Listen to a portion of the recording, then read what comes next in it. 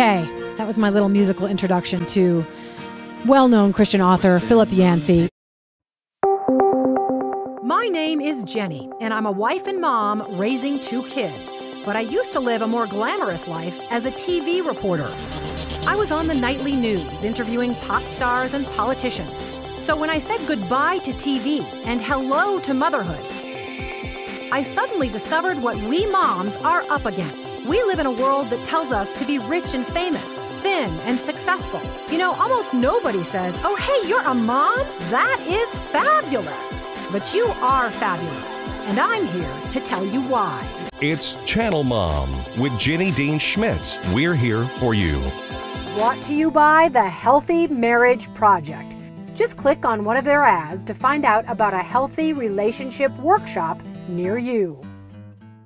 You have become sort of a man who is called whenever a tragedy happens. And people say, come explain to us where is God when it hurts, because that's one of your most famous books.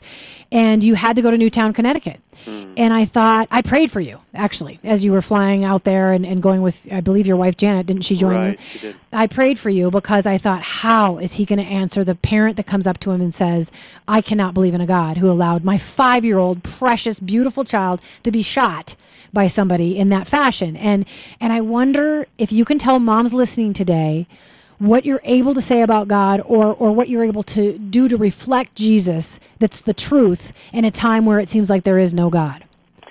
Let me set the scene a little bit, Jenny, because it hasn't really been talked about in the press, but we've all seen photos of the kids being led out of the school. There were about 400 or so kids being led out by policemen, told to close their eyes as they passed their bloody classmates who were killed.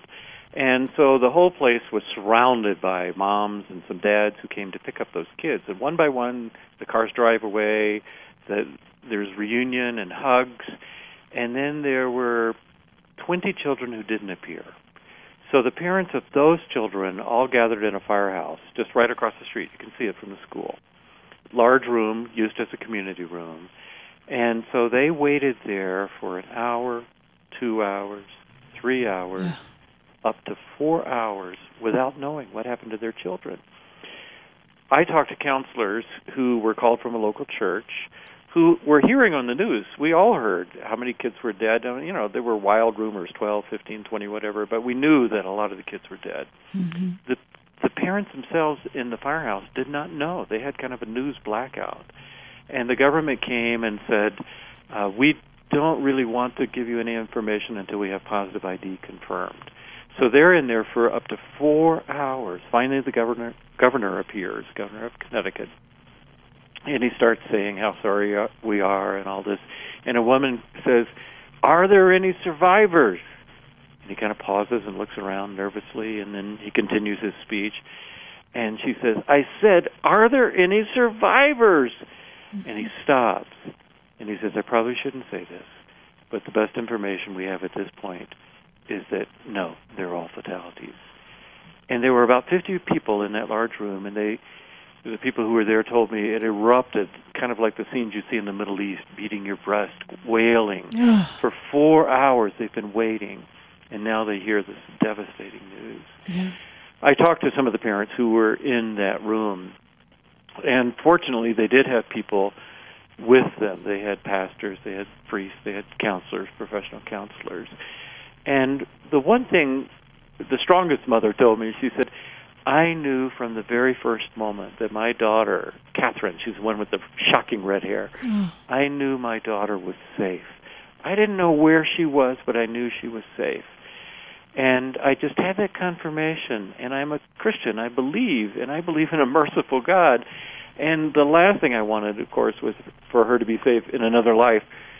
But I had that to fall back on. I had that to believe in. Mm-hmm. And I think it's so important at a time of trauma to realize if you want to know how God feels about something like that, all you have to do is follow Jesus around. See how he handles a widow who's just lost her only son, or even a Roman soldier whose servant fell ill.